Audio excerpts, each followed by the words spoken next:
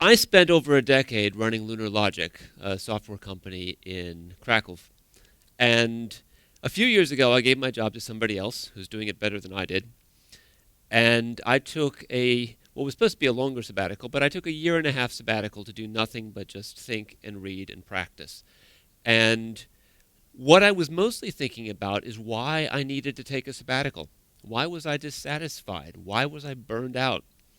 And I had been looking for solutions for all that time in agile approaches to working, but I completely misinterpreted agile. For years, I had gotten incredibly good at process improvement, first through Scrum, using XP practices, and then I became the Kanban guy for a few years. But then when I was reflecting, I realized that going back to the basics, the first line of the Agile Manifesto is we value people and interactions over processes and tools. And I had been focused solely on processes and tools. And one of the things that I came to realize is that increasing your cycle time doesn't actually give anybody pleasure. Nobody has a need, a deep, heartfelt need for increased cycle time. So I started using my time to look at these other things, look at this people and interactions things, and I read a lot of books, I read a lot of articles, I rejoined the American Anthropological Society, got all the journals, and in all that reading, I only found 3 really good, powerful, life-changing ideas that have impacted the quality of the relationships that I have inside and outside of work. And they play very nicely together.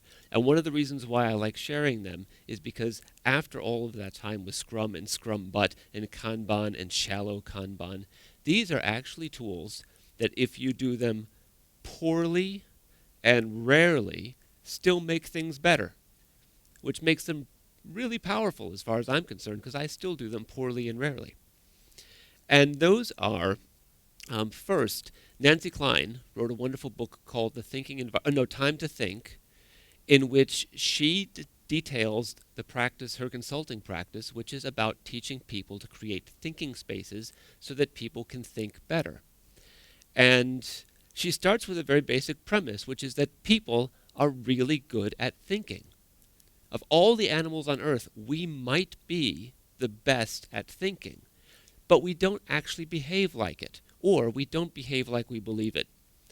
Because so many conversations are really dissatisfying. Whenever you've got 2 or more people in a room having a conversation, they tend to become one-upmanship contests rather than really good venues for deeply evaluating ideas and developing ideas. And she proposes a ridiculously simple solution which actually works. She says, imagine, for example, that you were having coffee with somebody whose mind you deeply respected, somebody who you considered to be a genius. Genevieve Bell, Stephen Hawking, the Pope, whoever it is for you, and imagine what the conversation would be like. Would it be anything like the conversations you have at work? Would you interrupt them to try to prove that you're more right than they are? Would you try to show them how intelligent you are? Would you have a story to match every story of theirs, or even better it? Or would you just sit and listen in rapt attention, trying to draw as many ideas out of that person as possible with as little interruption as you could possibly do? For me, it would be the latter. And this is the interesting thing. She says from her experience, and now I can say from my experience, that if you do that with somebody who's not Genevieve Bell or Stephen Hawking or what have you, they think much, much better than you might even think that they would be able to. Because in doing so, you give a person the space to think and the confidence to think. Because when people are in a conversation, they're used to this kind of back and forth. And when they know that every single time they stop to take a breath, you're going to try to one-up their idea, or you're going to contribute something of your own, or you're going to tell them what might be wrong with the direction that they're going, then they have to think really quickly and under stress. They have to get all their ideas into this one utterance before they take a breath, because it's all the chance they get. And then the conversation might go in a different direction that they can't control. So she has a very simple solution Not so simple in practice, but it sounds simple.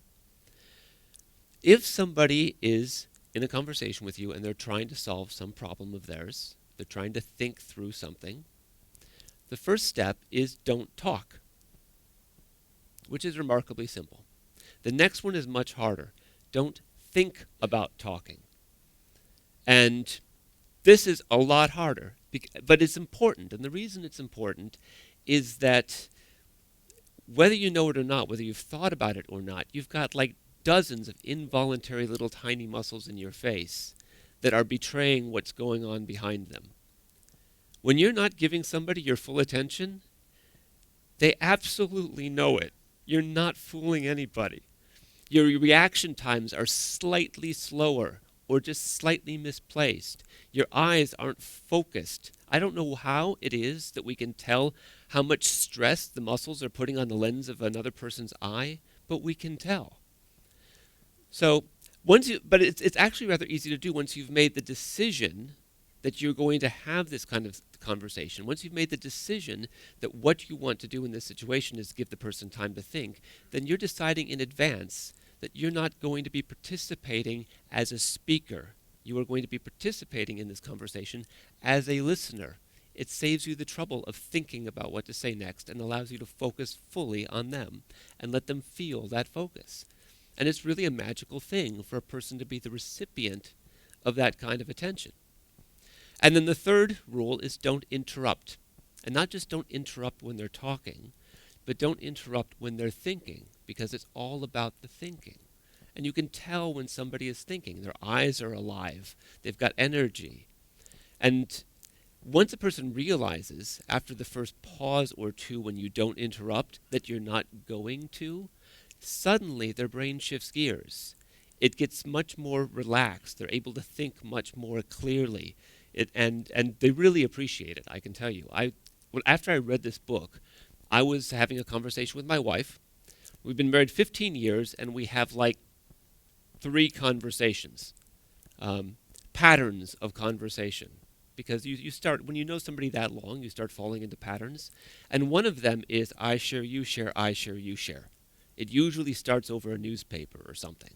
Oh, I just read this in the newspaper. Oh, yeah, well, I heard something interesting too. And we were out in the village visiting her parents, and she came out and shared something that she had read in the newspaper. And I had just read this book. So I thought, well, let's see what she thinks about that. And so I said, And she was taken aback for a moment. She looked a little confused. And then she smiled. And she told me why she thought that that was something worth sharing with me, what was interesting about it. I was like, wow, that would not have come up in our typical pattern of communication. And so I didn't say anything. I just continued to listen. I just allowed myself for a moment to be fascinated with whatever might be going on in her head. And after a pause, she made a connection to something she'd read a year earlier, some pattern in Polish politics, an idea that she might not even have been able to have had she not been given the space in which to think. And so it's really a wonderful tool and a ridiculously simple tool to use. But the second is also very useful because not every time when you're in an interaction with somebody are they trying to think through a problem. Often they're trying to express something that they're feeling. And this is where the idea that Piotr has already talked about and that Toby alluded to, nonviolent communications, I also read Marshall Rosenberg's book. And what I took away from it was 2 really interesting things. One is I initially resisted the whole idea of nonviolence because I thought that human beings were naturally violent at some level, and I kind of resisted the notion that I could be violent anyway. So I don't need to be taught not to be violent. I'm a pretty gentle person. And it wasn't until I read the book that I fully understood his idea of nonviolence. Marshall Rosenberg would define violence as judging or coercing another person. Making a judgment about somebody, this person is good, this person is bad, this person is smart, this person is dumb, this person is kind, is imposing something of yourself on them. which is a form of violence. And trying to change the way they think or change the way they behave is coercive. It's actually possible to have relationships with people who you consider to be neither good nor bad, fast nor slow, and who are okay to be doing what they're doing when they're doing it. So that kind of opened up my horizons a little bit. But the process part is based on an observation. It's really a model, which is useful. He suggests that every time a person communicates with another person, no matter whatever they're saying, that there are, as Piotr said, 4 components. They're trying to express an observation, something that they've seen or experienced, some feeling which is associated with that, not that the observation causes the feeling, but there's a relationship between the two, and that relationship is a need of theirs, which is either being met and making them feel good feelings or not being met, and so they're feeling bad feelings, and some request, which is usually some form of please do more of that, or please stop doing that. And I'm going to illustrate it with kind of a simple example because it's a little easier to grasp. Imagine a father is washing dishes at the window in the kitchen, watching his son play with his friends outside. And his son is doing a trick on a bicycle. First time his father's ever seen him do this. You know, a wheelie, when you're riding up on just the back wheel? His son is doing a wheelie on the bicycle, and for the moment, the father feels a surge of pride because here's his son doing something really impressive. And then all of a sudden, the bicycle hits a stone and falls. And time seems to slow down, and his father watches in horror as his son falls off the bicycle, and he's seeing almost in slow motion his son's head plummeting right towards the stone curb and missing it by that much. At which point father feels a great surge of emotion and adrenaline and runs to the door and does what any father would. Jan! What the hell are you doing? Get in the house! Now, Marshall Rosenberg might suggest or might help him to understand that what he's actually trying to say is that, Jan, when I observed you fall off the bicycle and I saw your head almost hit the curb, I suddenly felt terror because you play such an important role in my life. You give my life a great deal of meaning. I need that sense of meaning and connection. The way I get to see the world through your eyes and watch you grow and is deeply meaningful and important to me, and the thought that that could be taken away from me in an instant was terrifying, and so would you please wear a helmet when you're doing tricks? Now, here's the cool thing about nonviolent communication. If Jan was trained in nonviolent communication and his father knew nothing about it, then instead of saying, "You never let me do anything," he might say, "Oh, Dad, you look really angry. Are you angry with me?" And now, of course, they can have a conversation about this. Jan's wrong, but he's asking the right questions. His father can say, "I'm not angry. I'm scared." "Oh. So when you saw me fall off the bicycle, you felt scared?" "Yes, I saw you fall off the bicycle. I got really scared because I thought you were going to die." "Would you like me to wear a helmet when I'm riding a bicycle?" Yes, that would be fantastic. Would you please wear a helmet when you're doing tricks on your bicycle? So it can be a really useful tool. I was explaining it to somebody who said it sounds kind of fake. It sounds kind of awkward. It sounds kind of formulaic. And indeed it does. But 2 things came out of this conversation with the skeptic. One is that when you start using this technique, it is formulaic, but people don't mind. It's not as awkward as you might think it is. And secondly, when you practice this technique and it becomes more natural to you, it doesn't sound so formulaic anymore. But the other interesting observation that came out of this is I realized why I liked it. Empathy does not come terribly naturally to me. My first thought was that this is a way of faking empathy if you're not good at it. But it's actually really a way of learning empathy if it doesn't come naturally to you. Some people practice nonviolent communication without even knowing what it is. Some people have to practice it to discover it for themselves. But the problem is, I learned these 2 techniques and I almost never used them because most of the times in a situation where you have the opportunity to, you're not thinking clearly. For example, Scrum Master sitting at his desk, working on a report, product owner just back from vacation comes and storms into his office and says, I just took a look at the burn down chart. It's been flatlined for 7 days. There's no way in hell we're going to deliver what we said we were going to deliver. What's going on? And what happens in that moment, which would be a wonderful moment to try nonviolent communications techniques, is the way our brain works. We go into crisis mode, and our crisis mode was hardwired into us in the savannah. And the way that it works, which works really well in that in the savannah, say for example, I'm hunting and I hear a growl from the bush. What my brain instantly does in order to deal with this crisis, because I feel fear and the fear causes me to realize there's a problem, your brain instantly thinks of every other time you've been in that situation and obviously have survived. And the last time you heard a growl in the bush, it turned out to be a lion and you ran up a tree. And so your brain, this is the solution, run up the tree.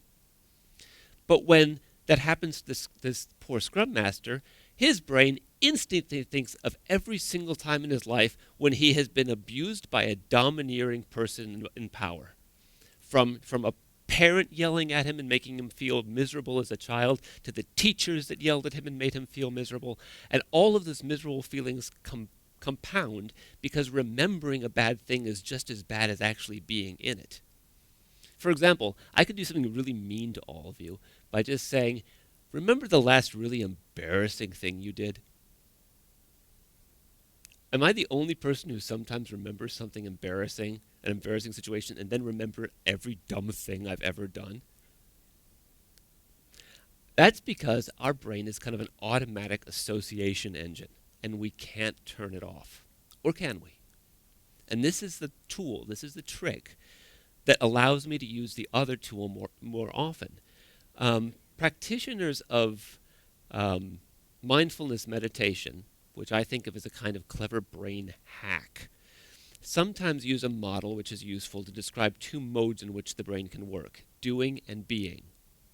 In doing mode, which is what we're in almost all the time, our brain is absorbing piles of information, huge amounts of data from all of our senses, also generating its own, and trying to sort through all of that, thinking of everything that I'm seeing, everything I'm hearing, everything I'm feeling.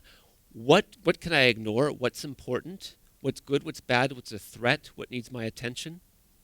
And it's important. We want to be in being mode. I wouldn't want to cross a street with my brain, in doing mode, with my brain not in doing mode. I'd get hit by a car. But then being mode is a mode that we spend very little time in because it's not that useful in daily life. It would get us killed in a lot of situations, is a mode in which our brain just absorbs information without judging it. Just notices things, just observes without participating.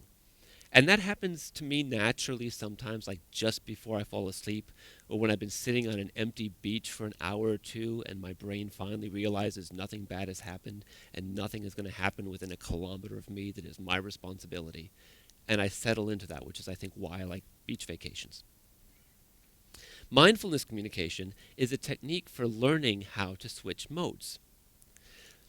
And when I first started trying it, I resisted the idea, again, because when I was a teenager, I got into meditation and did the whole empty your brain while staring at a candle thing and just felt stupid and was really bad at it.